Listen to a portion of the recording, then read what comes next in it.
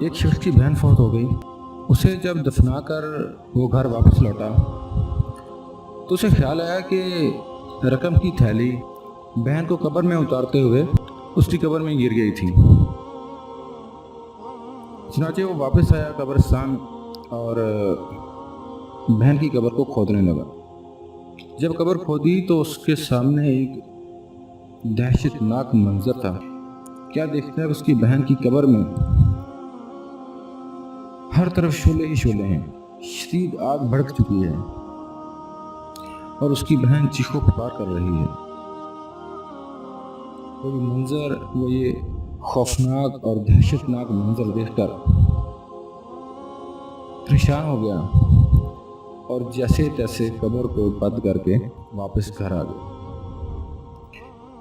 گھر آ کر بہت رویا اور اپنی ماں سے پوچھا, اے امی جان, میری بہن کے اعمال کیسے تھے؟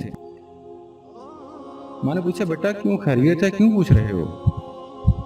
اس نے کہا, ماں میں قبرستان گیا تھا, قبر میں میری تھیلی رقم والی گر گئی تھی.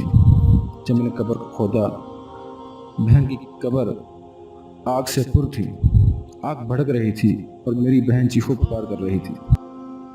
یہ سن کر ماں بھی رونے لگی. وہ کہنے لگی, بیٹا افسوس تیری بہن نماز پڑھنے میں سستی کرتی تھی اور اکثر نمازیں قضا کر کے پڑھا کرتی تھی.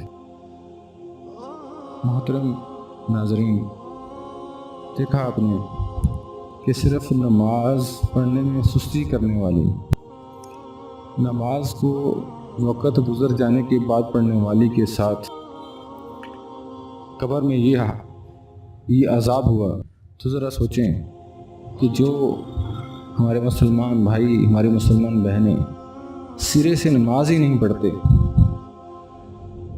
ان کے لیے یہ واقعہ ایک بہت بڑا سبق ہے, ایک عبرت ہے. آئیے ہم عہد کرتے ہیں کہ آج کے بعد ہماری کوئی نماز قضا نہیں ہوگی. ہر مسلمان مرد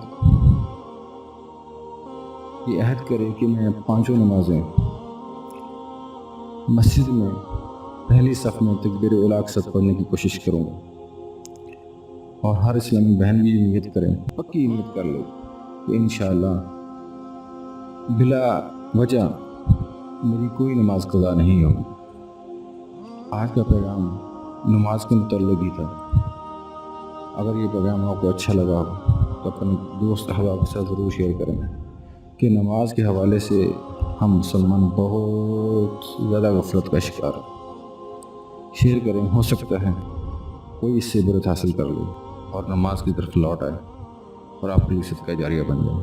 نئی ویڈیو میں پھر ملاقات ہوگی. بہت سارا خیال رکھیے. اللہ حافظ.